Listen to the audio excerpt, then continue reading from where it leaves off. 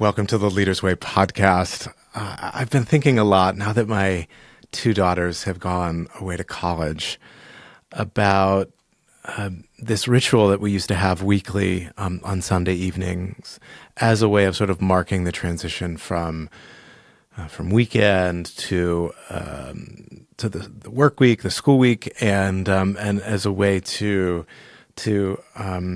heal the Sunday scaries. And every Sunday night, for years and years, my daughters and I would sit, we'd light a candle, we would practice Zen meditation, we would follow our breath, we would practice centering prayer, and then we would read a poem by Rumi. And it was absolutely touching to me that when my daughters went off to college, there were two books that each of them wanted to take with them. One was their Rumi anthology, and the other was their Mary Oliver anthology, which is another source of inspiration on Sunday nights after those moments of contemplative prayer. And we did that from, when they were old enough to talk to the days when they were in high school. And it's one of those cherished memories.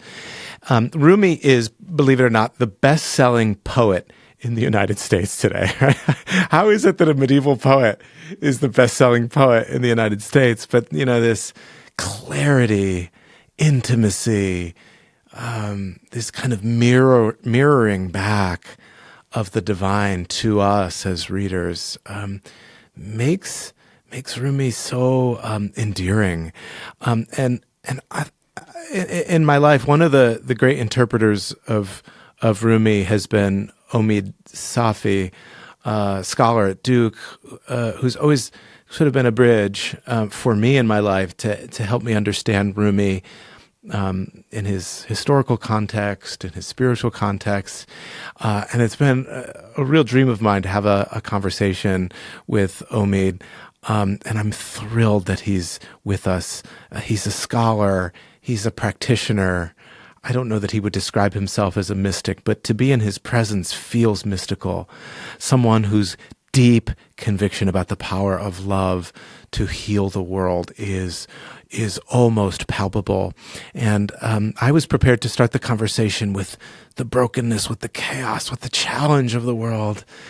And Omid wanted to begin with the beauty of the world, maybe not surprisingly. Both Omid and Rumi have this kind of unshakable faith in the presence of the divine breathing throughout this beautiful and this broken world. And his willingness to hold both was striking to me. So I'm so excited about this conversation. I feel profoundly thankful that I was able to spend an hour with a scholar, a mystic, and a practitioner of this magnitude. Let me tell you a little bit more about Omid Safi if you don't know him. He's a teacher in the Islamic mystical tradition of radical love and serves as a professor of Islamic Studies at Duke University. Omid's passion for teaching has been recognized through the 10 times that he has been nominated for Professor of the Year awards. Good Lord. Omid has published extensively on the foundational sources of Islam and Sufism. His Memories of Muhammad is an award-winning biography of the Prophet. His most recent book is Radical Love, Teachings from the Islamic Mystical Tradition. Omid is committed to the intersection of spirituality and liberation and has offered the annual Martin Luther King Lecture from the very spot of Dr. King's assassination on what does Martin have to say to today's America. He often appears as an expert on Islam in the New York Times, Newsweek, Washington Post, Al Jazeera, PBS, NPR, NBC, BBC, CNN, and other outlets. He has a podcast called Sufi Heart at the Be Here Now network. He's just a great light and luminary. I'm so thankful for his generosity of time. I hope you enjoy this conversation with Omid Safi as much as I did.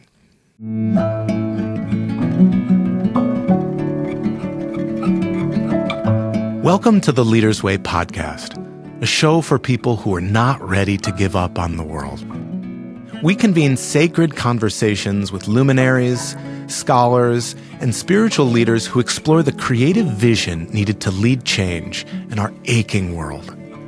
I'm Dr. Brandon Nappi, lecturer at Yale Divinity School and executive director of the Office of Transforming Leaders at Berkeley Divinity School at Yale. I'm so glad you're here. Omid Safi, welcome to the Leaders Way podcast. We are so thankful to have a practitioner, a scholar, a mystic, and a great luminary here in our presence. So thank you for being with us. Thank you so much. It's really lovely, Brandon, to be with you and with your viewers, with your listeners, and to share in this, what I hope will be a heart-nourishing conversation. You know, your work has been so important to me as in my own leading of retreats and teaching of contemplation and meditation. I've often looked to Rumi, this beautiful sage soul who is outside my own tradition, and yet whom I felt so connected to. And you've helped me learn about him and his teaching. And I wonder if you could start by just sharing your own path. It's one of my favorite parts of the podcast and having these conversations is learning how did the divine lead you on your journey to get to do what you do today. I'd love to hear that story. Yeah, thank you. Thank you so much for that. And we're all partaking of the water of life that flows in these different fountains and streams, and sometimes it pours down from overhead. And none of us have a monopoly over it. And I think the best that we ever get to do is to remind people, as Rumi says, that you're standing with parched lips, dying of thirst, standing knee-deep in the water of life. So it's really, not anything that I or anybody else is bringing or discovering somehow. It's actually just reminding people of the truth that we are already deeply immersed in this all-encompassing love that at our best we get to call God. It's interesting when you pause sometimes the daily conversation and the struggle, the work and the effort, and to think about how did I get here. Right. It's interesting. It's always in retrospect that we start to connect some dots, and maybe sometimes seek to discern a linear connection. That as you're living your life, it may not always be apparent. And that's probably true in my own case as well. I'm very fortunate to have been raised in a family where, as is so typical in many Muslim cultures, mystical poetry is just the currency of a daily life. It's what perfumes your social interactions. And people may not even always label it as explicitly religious, but they sense it as something that is beautiful and lovely and sublime and refined and gentle and delicate. Maybe we're not so accustomed, sadly, of thinking of religion in a context where gentleness and poetry can be its dominant voice instead of bombast.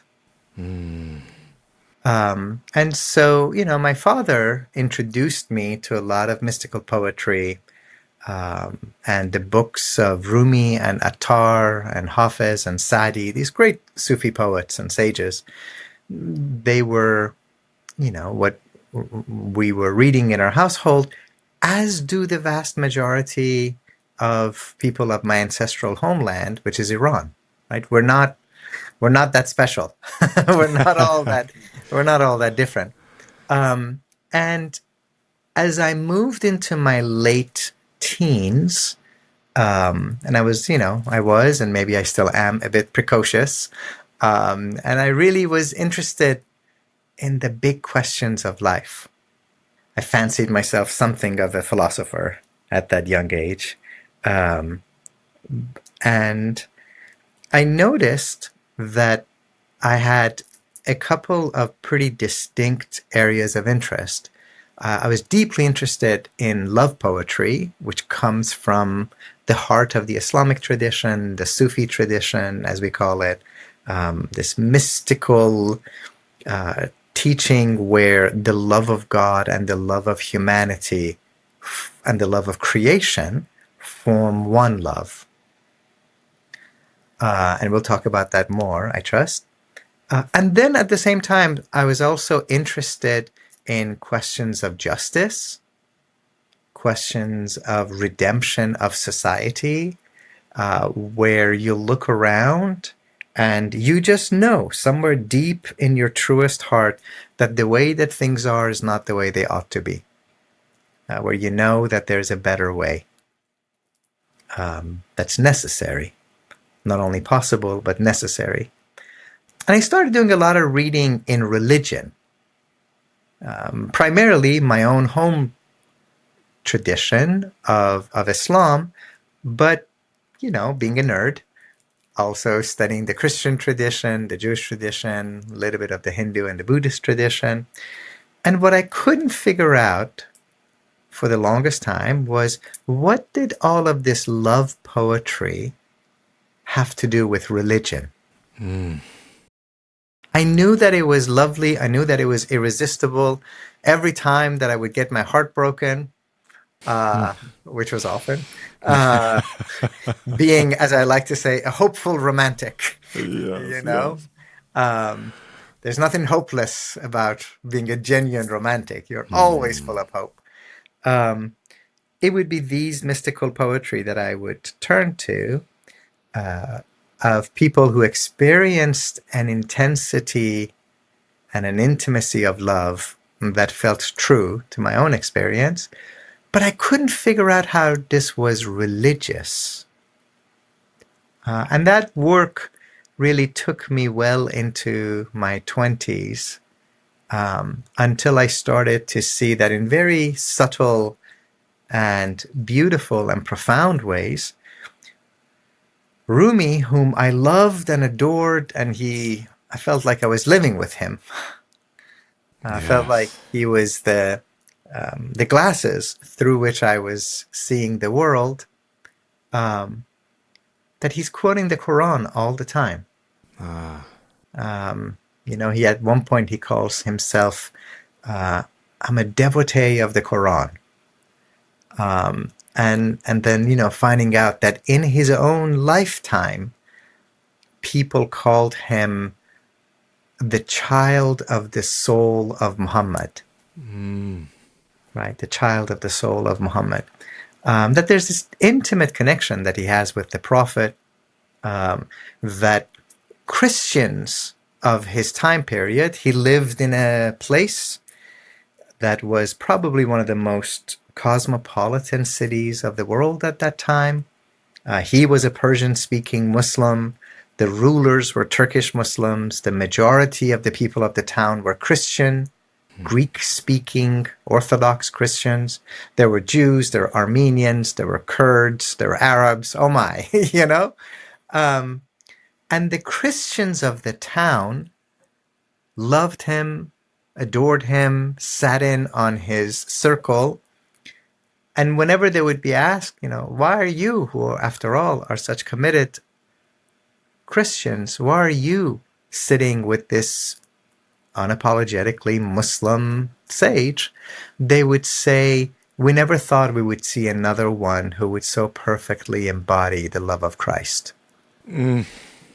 And when we are with him, we feel like we are experiencing a second Jesus. And they didn't feel like they had to change their religion. They didn't feel like they had to be anything other than who and what they were. But there's something about these people. So really, what has kind of kept me sort of going is that question of how is this love poetry religious at some point morphed into what if I have it backwards, right? What if real religion, true religion, is something that is poetic, that is melodic, that is gentle and subtle and beautiful and playful, and represents a kind of combination of tradition, of a transmission that has come to you through centuries and millennia of people sharing their experiences of God and trees and humanity, with a clear mandate for each one of us to experience our own experience of God. And that has kind of led me to what if the reason that so many people from all faith backgrounds find themselves somewhat disenchanted with religion is because we've ended up with simply religion as a kind of identity marker, where, and I say this gingerly as somebody who occasionally studies theology, where the voices of theology and even the ritual dimension, which have their place, they absolutely have their place, but they've taken a central role that at the end of the day, love deserves to have. And that's an ongoing journey. Oh, thank you for sharing your path with us. I was heartened to learn what you shared a number of years ago from a friend, a dear friend, Helen, who I hope might be listening, who grew up in Iran and grew up hearing Rumi and memorizing poetry. Because this is what I did with my own children, not even knowing this, that once a week we would get together and we would read Rumi. And one of the great parenting highlights and consolations of my entire life was as my children, both of them did this intuitively as they were packing up to go to college. One of the last things, they ran up to their bedrooms. Each of them did this exact same thing, and grabbed their anthology of Rumi off the shelf. And they thought, I cannot go away without these words. Right, right. You know, nowadays, traveling, in a bizarre way, is kind of an isolating experience. And, sometimes I like to walk up and down the aisles on airplanes. And almost everybody has their device out, and they're staring ahead. And in airports and on their plane, people have their headphones on. And if you paid extra money, maybe your seat has a personalized screen that caters to you. It's almost as if, how can we insulate you from contact with a person who's happened to be seated next to you for 2 hours? But in the medieval times, for thousands of years, you wouldn't go through the desert alone. You went on a caravan. And there was safety in going on a caravan. If you don't know your way through a desert, well, the odds are not in your favor. But you want to go with a guide who has a track record. And it's not because they have a Google rating. It's because people know that this person has gone through this desert 500 times and they've come back 500 times. Yes. And I think when we send our children out into this world, we don't want to send them alone. We want to send them in a caravan of love, of sages past and present, some of whom might be well known and famous, and many of whom are ordinary, decent, loving, kind people who embody what it means to be seen by somebody.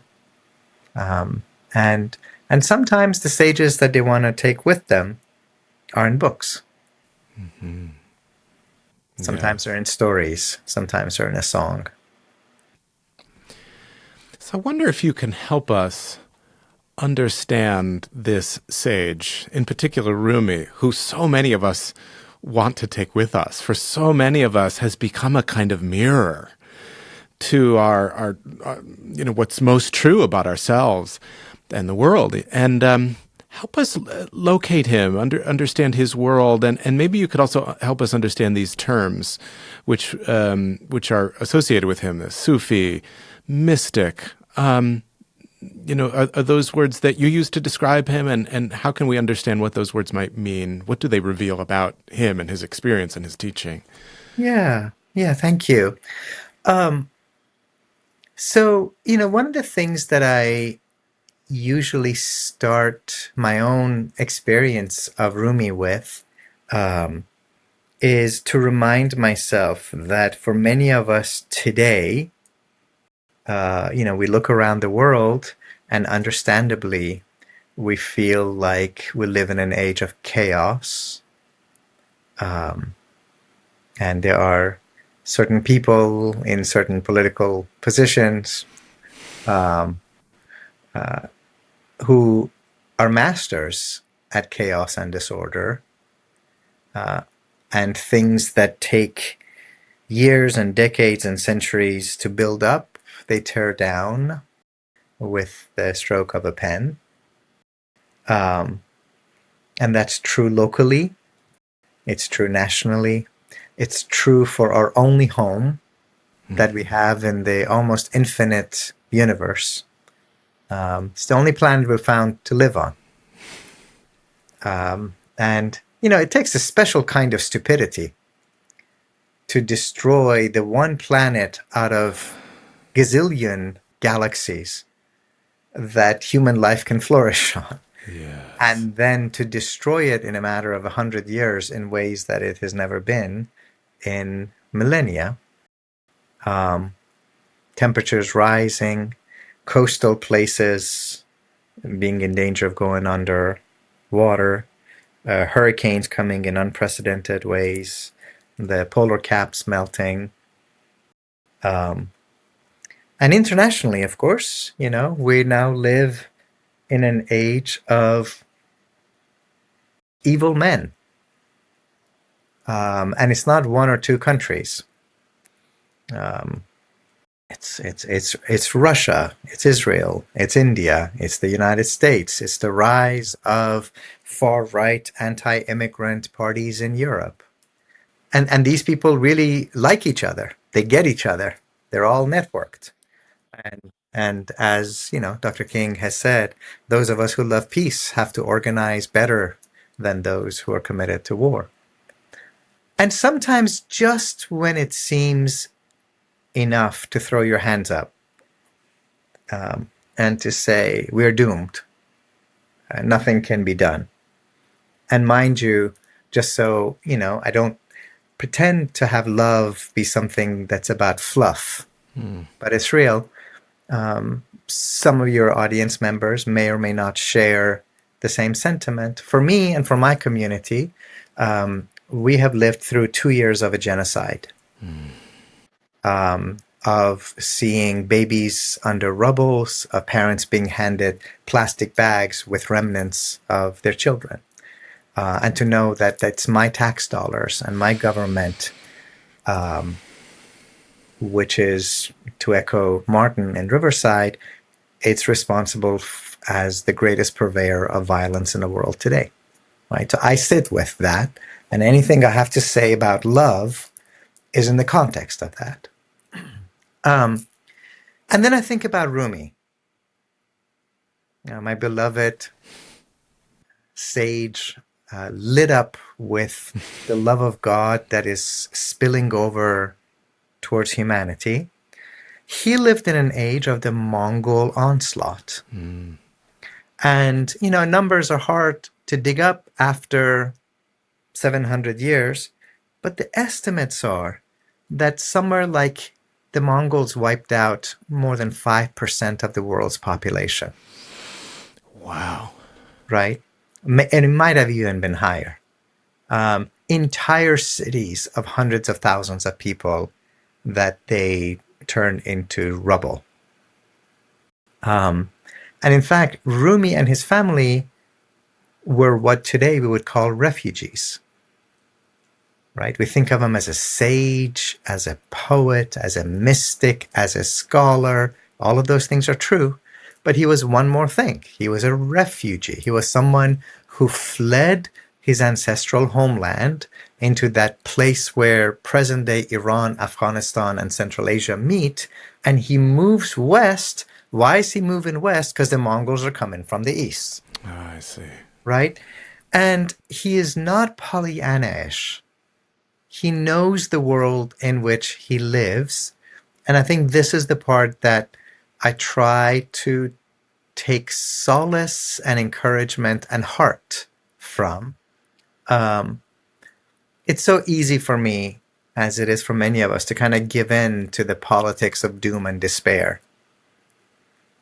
And yet, in the prophetic tradition, which I take that to be the best and the highest of any religious tradition, right? Whether it's Malcolm X, Martin and Ella Baker and Vincent Harding, whether it's Rabbi Heschel and others, Heschel always says there's only one thing that's forbidden: despair.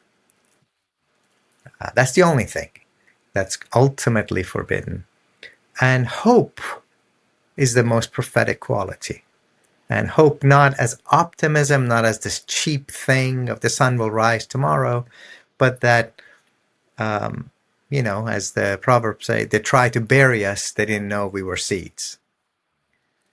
And that's Rumi's experience. He sits in the midst of the Mongol onslaught, millions of people being slaughtered, entire civilizations being destroyed, and he sings about love. He sings about the love of God, which has been unleashed upon this creation, and this is our way home. And I think about that as the relevance that it has for us today. People use this word Sufi in some different ways.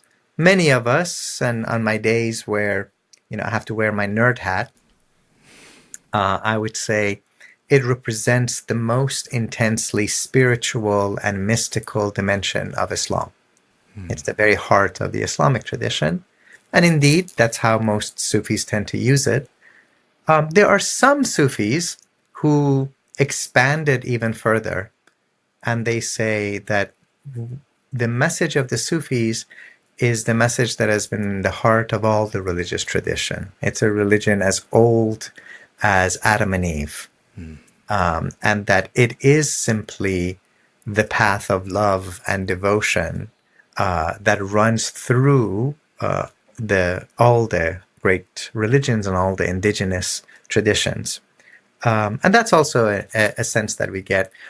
These words like mystical get tossed around a lot. And, you always want to make sure that your response is rooted in a lived compassion. I have the great blessing of taking people on these pilgrimages and retreats all over the world. And we go to Turkey, we go to Morocco, we go to Spain. Next month, we'll be going to Mecca and Medina. And I would say that a majority of the people who come on our pilgrimages describe themselves as, I'm spiritual but not religious, right? So what spirituality has come to mean today is that I've been traumatized in religious spaces, that far from being places where I feel the love of God, I feel that I have been judged. I've been, in some cases, brutalized. I've been traumatized. I've not felt seen. I've not felt loved. I've not felt safe. And so I've had to retreat to this inner realm of spirituality. And you see how distant that experience feels from what we just said a minute ago about Rumi and the Sufi tradition representing the heart of religion, right? We want the heart of religion to be the most beautiful part. But what do you do if the religious part has been patriarchal, has been tribal, has been racist, has been nationalist, right? What does religion have to do with nation? And so you understand where folks are coming from when they use these labels of I'm spiritual but not religious, and you hope that you can show them not just words, but a reality, a space, a community that is religious and safe, religious and welcoming, religious and prophetic.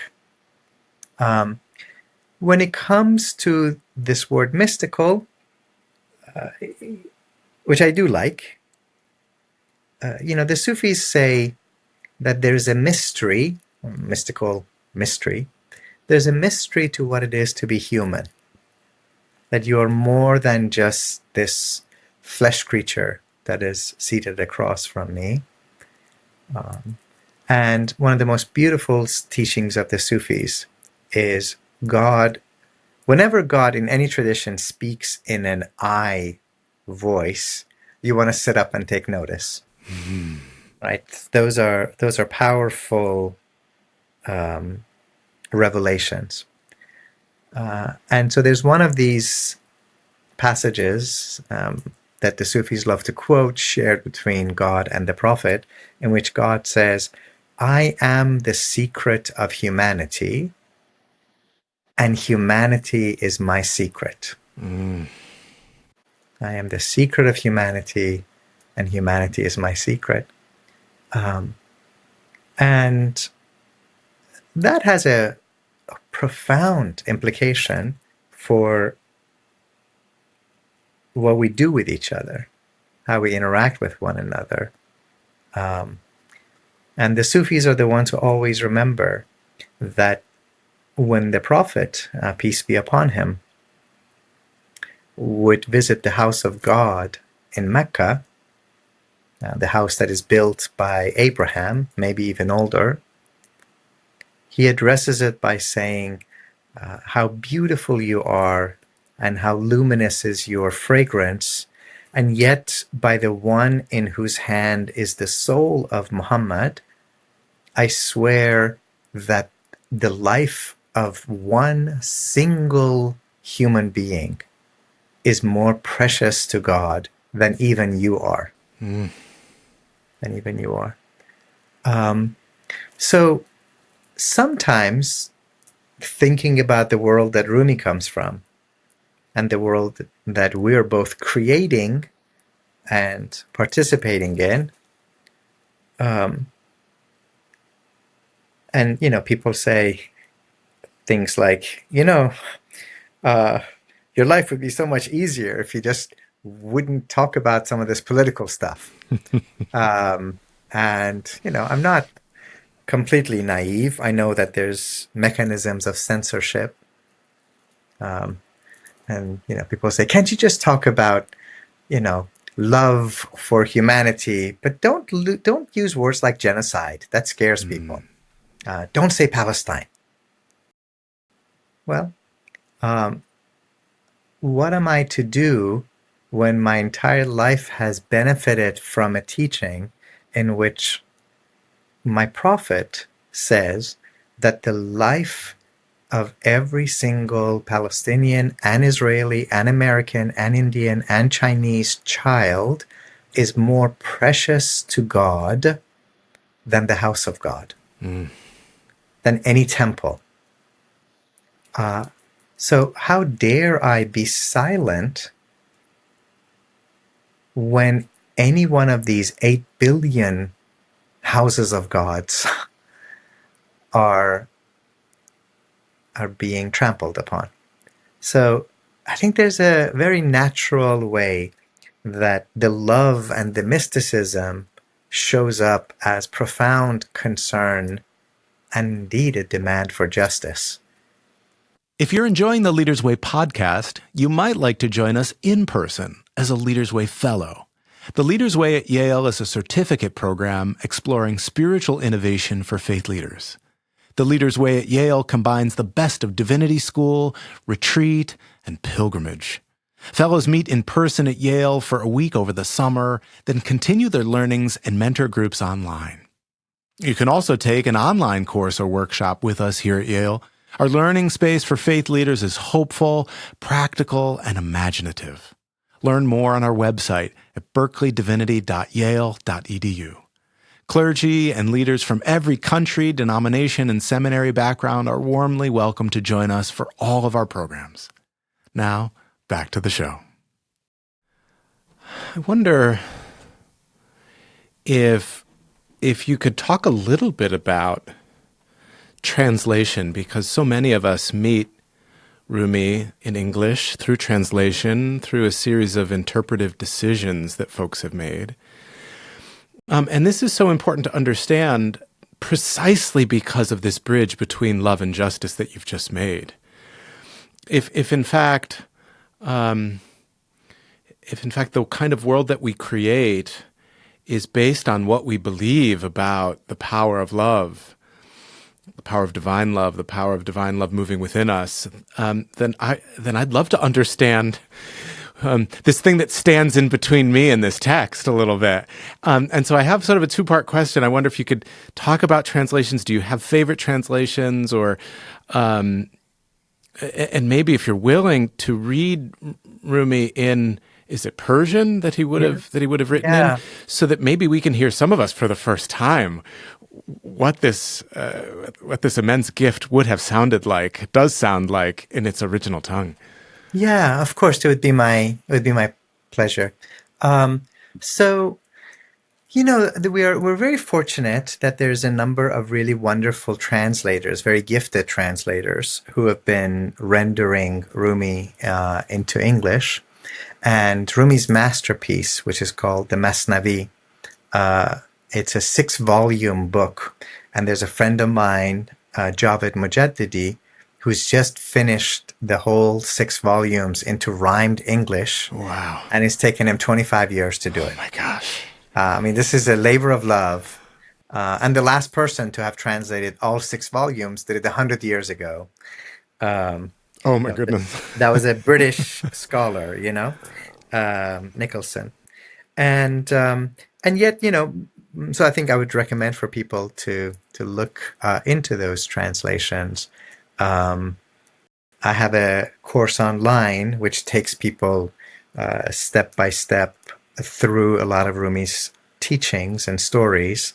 It's in our Illuminated Courses webpage. But most people who are encountering Rumi do so through the translations of someone who's a very good friend and someone whom I love dearly, even as I might occasionally disagree with a couple of his choices, named Coleman Barks. Coleman is a very gifted Southern American poet, beautiful poet, and a beautiful human being. He met a Sufi teacher who changed his life. And that teacher gave him the responsibility of, as it were, freeing Rumi from the literal translations that he had found. The only issue is that Coleman doesn't read Persian. So he can't actually access the original. So what he has done is to go back to the literal translations that British scholar from 100 years ago did, Nicholson, and to render a painfully literal Victorian English into American free verse. Right? So it's a double translation. And sometimes it's like that game of telephone that people used to play 50 years ago. This would have been the Rumi translations that my kids would have grown up with. Yeah, and it's the Rumi translation that's on Instagram and Facebook. It's the one that's recited in weddings and funerals and church sermons. And they are lovely. They're powerful.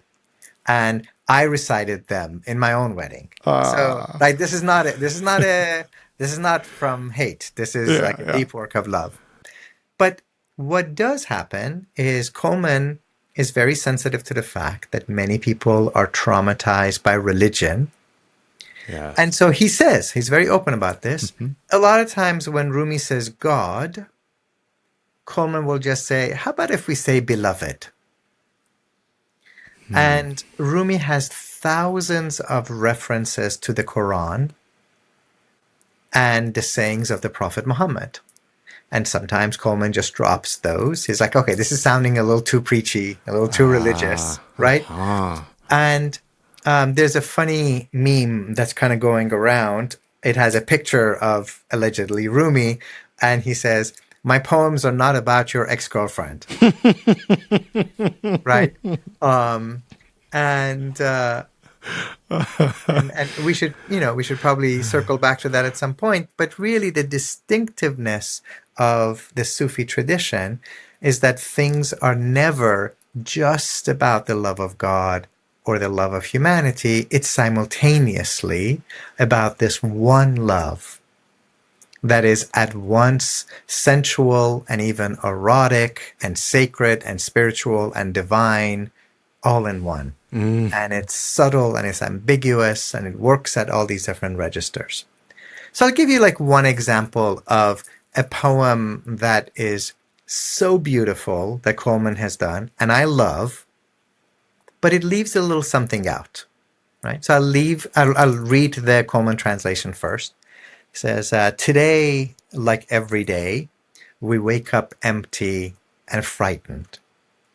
Don't open the door to the study and begin reading. Take down a musical instrument. Let the beauty we love be what we do. There are hundreds of ways to kneel and kiss the ground. Right? And those last two lines, let the beauty we love be what we do. There are hundreds of ways to kneel and kiss the ground. You could start a whole religion with those two lines. And Maybe some have, yeah. and I would probably sign up for adding that to whatever I've been blessed with in life. And then, you read the original, Emruz Chaharruz Kharabim Kharab. Today, like every day, we're in a state of ruin. Our hearts are shattered. We're ruined. And then he goes on, and that last line, there are hundreds of ways to kneel and kiss the ground. What Rumi was talking about was that there's hundreds of what he calls ruku and sujud. What are ruku and sujud? Those are postures of the Muslim 5 times a day prayer. And in the prayer, there's a moment in which you stand up straight. Your body makes the shape of the number 1. You become the axis that connects heaven and earth together. Then you kneel before God. And then you take that which you usually take to be your highest part, your head, your crown, and you bring it in humility to the earth from which you come from and to which you will return. So, is it kneeling and kissing down? Sure. But it's kneeling and kissing down as part of a Muslim ritual of prayer that is done 5 times a day. And Rumi himself did 5 times a day, and so did his entire community, and so do the people who have read and taken Rumi to heart over the last 8 centuries. And to simply leave it as kneel and kiss the ground leaves out not only the religious component, but that Muslim component. And I think that's the part that people like me are trying to recover, is to say, yes, this is beautiful. Yes, let the beauty we love be what we do. Yes, there are hundreds of ways to kneel and kiss the ground.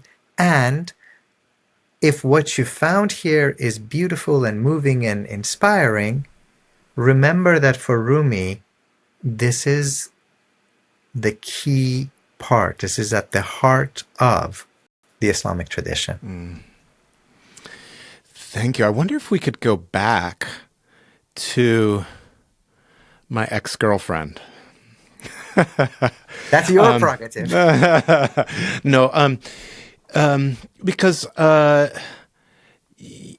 aware that Dante was also writing just about at this same moment, right? Yeah. Blending courtly love poetry, love of Beatrice, beloved Beatrice, yeah, right, and also intermingling the love of God with his love of his beloved, and so can you flesh that piece out a little bit more? Because on the one hand, I presume it's important to say, like, we're not talking about your ex-girlfriend, but in another way, is there a both and? Absolutely, 100%, 100%. I had a very dear friend of mine, Naina, who shared with me a beautiful meditation on Beatrice at one point.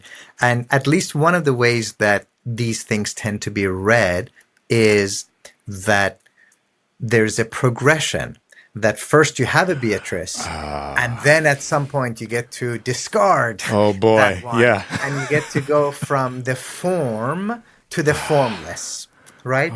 All this Neoplatonism. Was that in the air for Rumi as well? 100%. I mean, he is, the word Rumi, he was never called Rumi in his life. Yeah. Rum is Rome, and Rumi is the Roman. And so, but what was the Roman, the Eastern Roman Empire, Greek Byzantine Christian Empire, he's living in a Greek cultural world in which ideas of Neoplatonism permeate everywhere.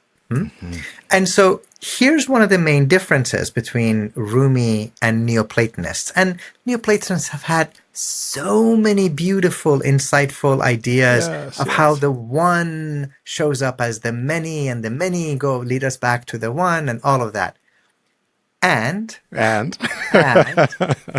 went to years of therapy. The best thing I learned was every time you want to say but, say and. That was worth its price in gold. Oh my gosh.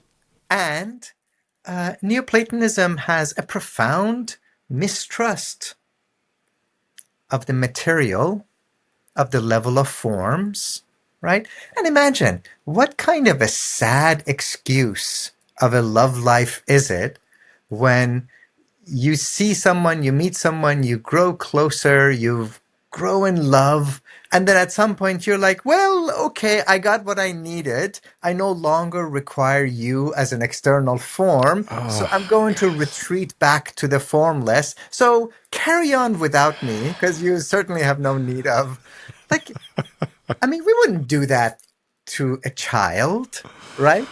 If we have a toddler, and I'm very blessed to have 5 children and love them dearly, like, could you go up to a child and go, wow, you're so cute, you're so adorable.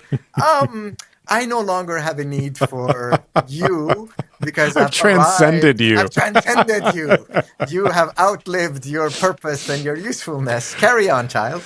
And so what the Sufi tradition does is to actually say something remarkably bold.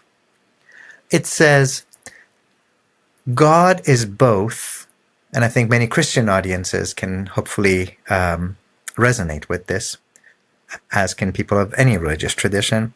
God is both the manifest and the inward. God is the zahir and the batin, and that which you see, that which you touch, that which you experience, and the hidden inward.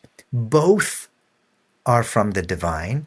Both, in a sense, are manifestations of God. And so that's why, when God creates everything in Genesis, he says that it was good. It was good, and it was good, right? And so the Sufis always talk about love represents a dance between the form and the formless. And in admiring the form, you adore the handiwork of the great cosmic artist. But that love for the divine, the artist with a capital A, also shows up as care for the level of forms, right? If I see a hungry person or a refugee, or someone whose dignity is being trampled on, it's not enough to say, well, I see God in you. And as for the body, well, we all have to die sometime. No, real love is deep, profound, passionate concern for the form and the formless.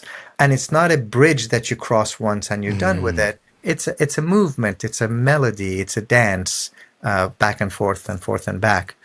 And to come back to that example of, this is and it is not about your ex-girlfriend, Rumi has one of these experiences where, he has an extraordinary teacher who sets his soul on fire, and that teacher leaves.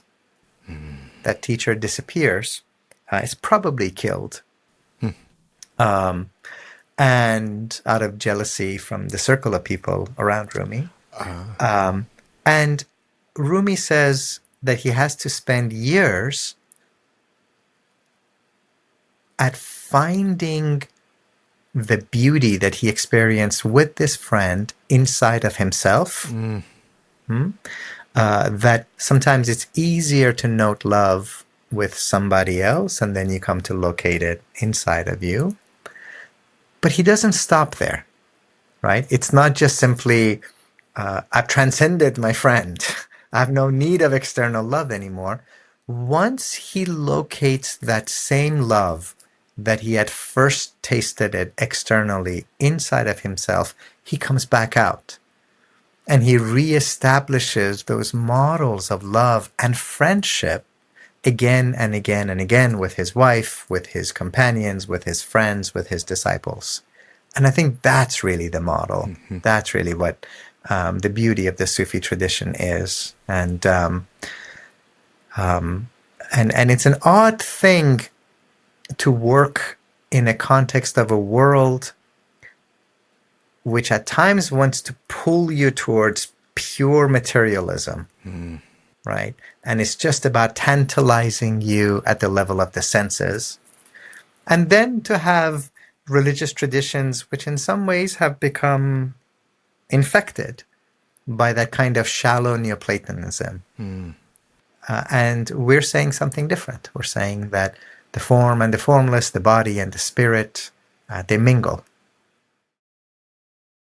That's really powerful. And I think nearly every religious tradition at its mystical heart will say this in its own way. I mean, I see the statue of, I think, Buddha behind you. Of course, in the Zen tradition, this form and formlessness just mutually expressing each other. The intermingling of these, of immanence and transcendence in the Christian tradition. If anything, if Jesus is anything, he's a teacher of paradox, and yet we so often miss this with the infection that you point to. Is there a kind of signature mistake that we make, especially here in the West or in American culture, when it comes to Rumi? I mean, in some ways, you've named one already. Are there others? Are there other moves that we want to make, or is there a kind of God that we want to manipulate Rumi into and worship? Help us understand how we kind of stereotypically might often get it wrong. I think there's a couple, at least, that come to mind, and they're done with the best of intentions. Of course. One of them is that, love is a ubiquitous plea. And there's plenty of people looking to monetize it at every turn. And, I come across so many people who describe their existence as being a loveless existence. And, if there's one thing that's worse than being alone, it's to be alone inside a relationship. And so, you talk to people who talk about, well, we had something in the beginning, but now I feel like I'm in a loveless marriage, right? And how painful that sounds. And what we've done, especially in the modern West, which because of the extraordinary cultural influence that we have, is now globally being exported, is that we've taken love, which, as I say in my book, Radical Love, what love is for Sufis is the unleashing of God on creation. Love is the very core, the very heart of God, that is erupting. Love is what brings us to creation. Love is what sustains us here. And if we can just get over our damn self for a minute and re-emerge back with that cosmic channel of love, it's going to carry us home. And love, because it is God, because it is all the colors of the rainbow, including the ones that we cannot detect with the naked eye, contains all the possibilities, all the hues. And in the modern West, we have collapsed all of love to romantic, physical, sexual love. And when we try to expand it, we say, oh, it's not just heteronormative, it's also same sex. And that's one or two shades of a rainbow. And instead, what the Sufis do is they take that narrow, rigid understanding of love, which if you can get it and it's mutually reciprocal and if it's good for you, mazel tov, right? Mabruk, great on you, good on you, you've done well. Give some thanks, feed some people. But they take that narrowed down, collapsed version of love and they push back against it to maximize it. So they say that friendship is also love. The love for your parents is also love. The love for a child, the love for a teacher, the love of trees, the love of a dog, the love of a cat. One of these great Sufis, he's the guy who I put on the cover of the Radical Love book. This guy sitting over here, he has a person who comes to him and is like, I've never had love. And he's like, do you love your wife? He's like, no. Do you love your parents? No. Do you love your kids? No. Do you love your neighbors? No. Do you love your dog? No. Do you love a cat? No. Do you love the stranger? No. He's like, okay, what am I going to do with this guy? And he's like, do you remember when you were a kid and the first snowfall would come? And the guy waits and is like, yeah. Do you remember going outside and looking up and picking one snowflake and watching it whirl around and try to catch it with your tongue? It's like, yeah, I love that. And he's like, then you know love. Because if all you've ever loved in life is a snowflake, you know love. So in a sense, what the Sufis are reminding us is we appear to be lacking in love precisely because we are immersed in it. We are the fish in the ocean. And Sufis say these amazing things like God is closer to you than the ocean is to the fish. So it's a matter of readjusting our perspective. And then I think the other thing that we see as a really unfortunate error in the way that we read Rumi, I would say the way that we read any real religion. And, you know, I myself benefit from so many of the people who share their wisdom and insight. But they're all competing for hits and clicks and views. And, you know, I'm sure you know what it's like to have a podcast and hope that people get to listen to you. And, you know, sometimes I might pour my heart and soul into creating a course. And then, okay, if only a few people listen to it, like, did I fail? Was this a failure? You know? I mean, thank God we've been quite fortunate in finding open, receptive hearts. But because people are competing in the marketplace of spirituality, you hear things like, follow this teaching, and in 7 days, in 12 days, you will restore power to your life. You will get your ex back. You will have respect at the workplace. You will have nothing but success, success, success, success. Right? It's the what I consider the greatest Christian heresy after Oh, white nationalism doing cosplay as Christianity, yes. which is the gospel of The prosperity, prosperity gospel. right? It's an Absolutely. abomination. It's an abomination, um, because God wants you to be rich. God wants you to be, happy and successful. And of course, like, God loves you, but go to a genuinely poor person who is working their tail off to support their family and to work as hard as they can and working much harder than you are, and then say to them, it's really because God don't love you. It's because you're cursed because you haven't taken the course with You Tony haven't taken the Robbins or course. whoever, That's right. right? Um, and so what real spirituality says is never, never follow this teaching and everything in life will be happy. It never says follow this teaching and you will never know death. Follow this teaching and no one that you love will ever suffer. All that real religion can say is that the God of the mountaintop is also the God of the valley bottom. And the only promise here is that you will never walk alone. And as you walk through the valley of death, filled with shadows, God is with you. And when you climb the proverbial mountaintop and you think you did it all by yourself, God is with you because God is actually the mountain and the valley. And I think that's really one of the aspects of understanding Rumi that it would be beneficial to do. Thank you. Thank you so much for this encouragement and this wisdom. I wonder if, as a way of closing, maybe you'd leave us with some of Rumi's words, maybe in Persian and then in Yeah. English, and then maybe you could share with us why this particular passage is wanting to be spoken today. Yeah, thank you. Thank you. So this is a translation that I did. It's in the Radical Love book. Yes, which is And such a beautiful book. I want to say, thank you. I've gotten it for my two daughters for Christmas. They're going to come home from college and they're going to go back with another book about Rumi. So That's wonderful.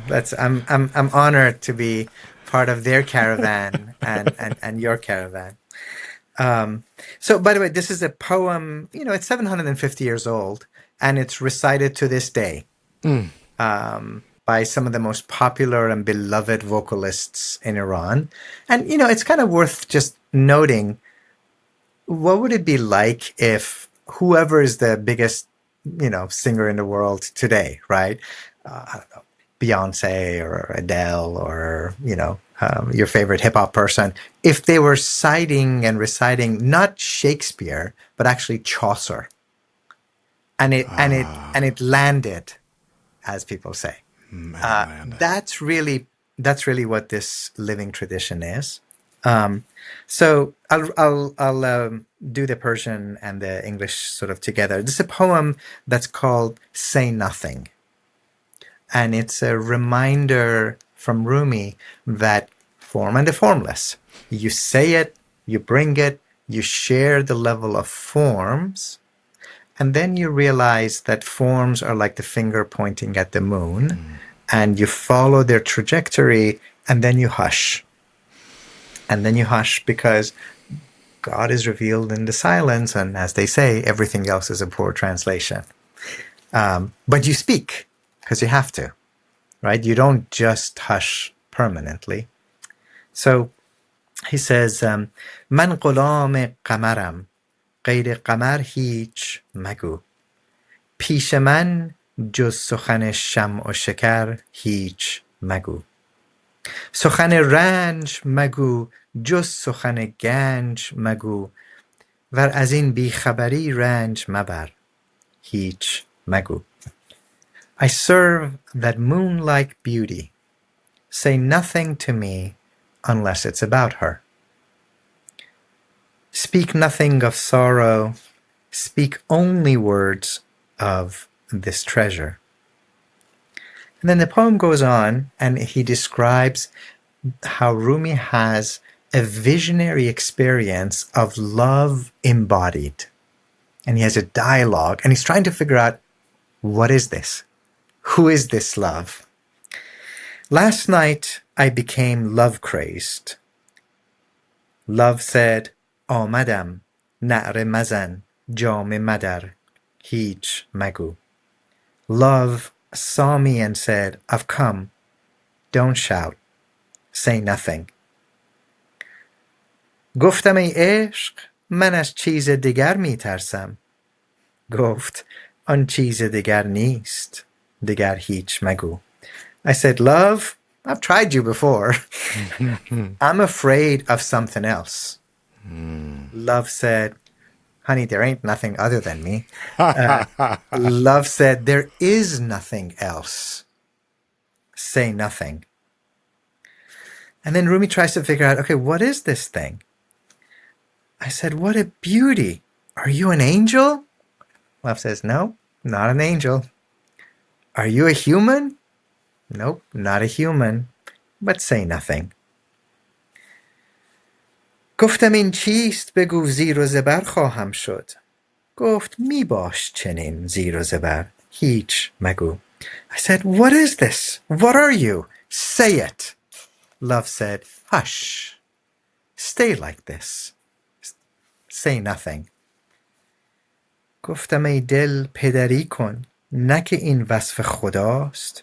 گفت این هست ولی جان پدر هیچ مگو. I said, my heart, aren't you describing God? Love said, yes, my child, but hush, say nothing. That's as close as Rumi comes in a poetic way to say love is not a feeling, love is not an emotion.